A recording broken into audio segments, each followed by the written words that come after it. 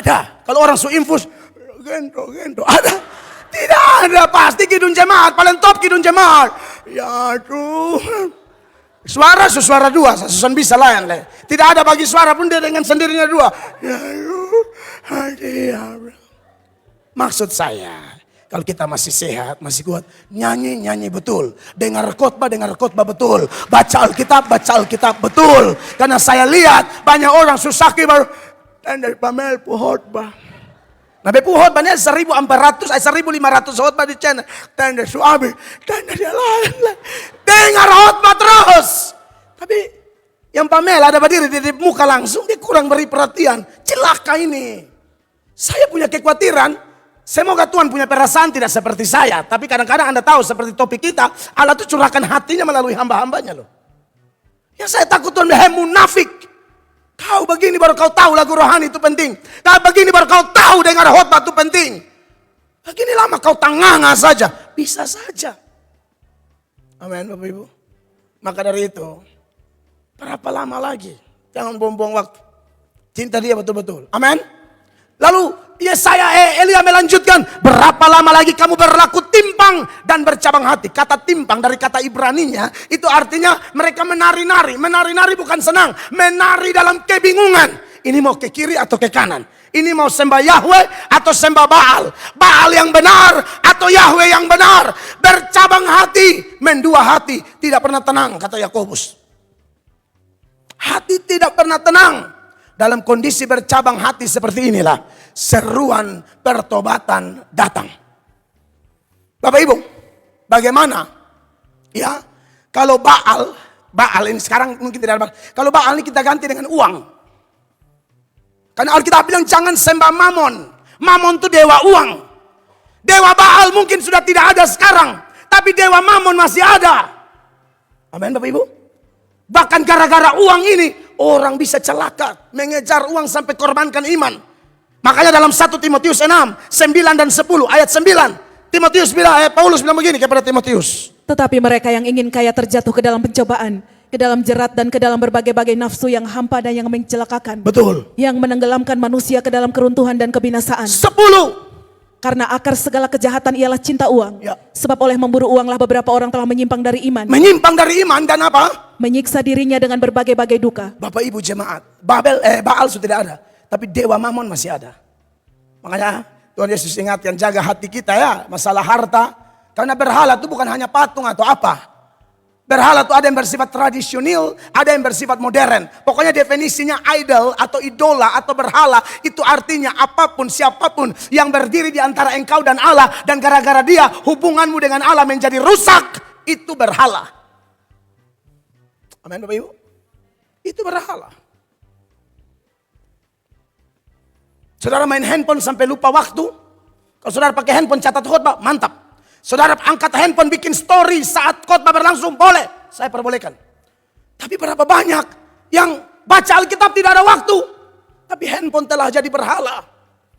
Nonton TikTok bisa geser sampai 5-6 jam. Syukur kalau yang ditonton itu rohani. Syukur kalau yang ditonton itu ada edukasi-edukasi yang menambah nilai dalam hidup kita, bermanfaat bagi kita. Gak ada masalah. Tapi intinya Tuhan bilang jaga hatimu dengan segala kewaspadaan. Karena dari situlah terpancar seluruh kehidupan. Apalagi masalah mamon. Di mana hartamu berada, di situ hatimu berada. Makanya Matius 6, 21 dan seterusnya. Firman Allah berkata. Karena di mana hartamu berada, di situ juga hatimu berada. 24, 1, 2, 3. Tak seorang pun dapat mengabdi kepada dua Tuhan. Karena jika demikian, ia akan membenci yang seorang dan mengasihi yang lain. Atau ia akan setia kepada yang seorang dan tidak mengindahkan yang lain. Kamu tidak dapat mengabdi kepada Allah dan kepada Mamon. Bapak Ibu jemaat, menarik bahwa kalau bicara tentang seruan pertobatan hamba Tuhan, ini perlu diperhatikan, tidak boleh diremehkan. Ya Bapak Ibu ya.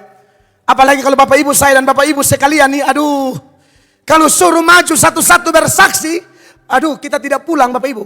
Karena Bapak Ibu semua ini pasti pernah rasa diberkati oleh Allah, ditolong oleh Allah, disembuhkan oleh Allah. Allah menyelesaikan banyak pergumulan berat yang bagi ukuran saya dan Bapak Ibu tidak mungkin. Tapi apa yang mustahil bagi Allah? Semua kita punya pengalaman, semua kita punya cerita, semua kita punya kesaksian. Bayangkanlah kalau saya dan Bapak Ibu sudah begitu banyak mengalami berkat-berkat Allah, lalu Anda tidak bertobat sungguh-sungguh, aduh kasihan sekali. Ya. Firman Tuhan yang disampaikan oleh malaikat-malaikat saja tetap berlaku.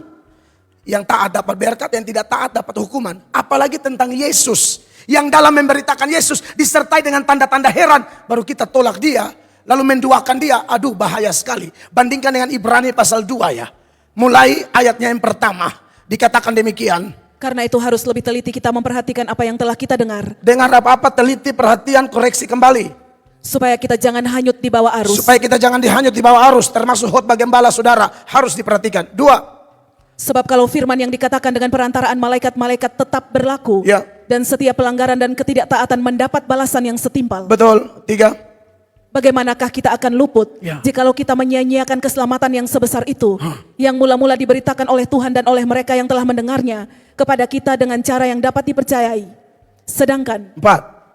Allah meneguhkan kesaksian mereka oleh tanda-tanda dan mujizat-mujizat dan oleh berbagai-bagai penyataan kekuasaan dan karena Roh Kudus yang dibagi-bagikannya menurut kehendaknya. Iya, ini yang khotbah Tuhan langsung murid-murid, hamba-hambanya, tanda-tanda heran lagi. Baru saudara tidak bertobat padahal sudah rasa pertolongan, kasih sayang, mujizat, keajaiban, dengar khotbah-khotbah yang membangun, lalu kita tidak bertobat. Aduh, ini parah sekali. Pernah baca Yesus mengecam tempat-tempat yang tidak bertobat. Kota-kota yang tidak bertobat, sekalipun di daerah situ paling banyak bikin mujizat. Seperti Korazim, Betsaida, perhatikan Matius 11 mulai ayat 20. Dikatakan demikian. Lalu Yesus mulai mengecam kota-kota yang tidak bertobat. Sekalipun di situ ia paling banyak melakukan mujizat-mujizatnya. Bapak Ibu, Yesus pasti kecam.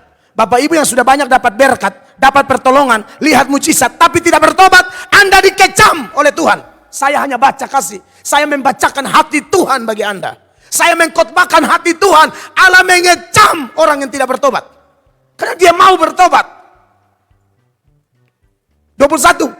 Celakalah engkau Korazim, celakalah engkau Betsaida. Yes. Karena jika di Tirus dan di Sidon telah terjadi mujizat-mujizat yang telah terjadi di tengah-tengah kamu, sudah lama mereka bertobat dan berkabung. Tuhan bilang, kalau ini mujizat yang saya buat di kalian, saya buat di orang kafir bertobat. Tapi kenapa kamu umat Allah, saya bikin mujizat kok tidak bertobat? Tuhan kecam. Orang kafir lihat mujizat langsung berserah sama keputusan. Umat Tuhan kayak Israel. Dan saya punya ketakutan spirit seperti Israel bergentayangan di dalam gereja. Saya harap tidak ada. Kalau ada kita pangkas habis dengan kuasa Tuhan. Orang seperti saya misalnya bukan lagi mengalami mujizat. Pertobatan itu lebih besar dari mujizat. Bapak Ibu tahu, Bapak Ibu bertobat mungkin tetangga ejek, kawan kantor olok. Wih, Sulayano. Iya kan kalau saudara mulai omong Tuhan, tak lalu putar lagu rohani, putar khotbah di apa? Bikin leb-leb. Mungkin dong sana omong langsung. Karena saudara kepala jadi takut mah di belakang. Mam Tuhan main putar. Pamel, Bu. Kan begitu manusia setan dong. Ini kan ada di belakang kita penjilat munafik. Saudara, Anda dan saya bertobat. Orang anggap aneh.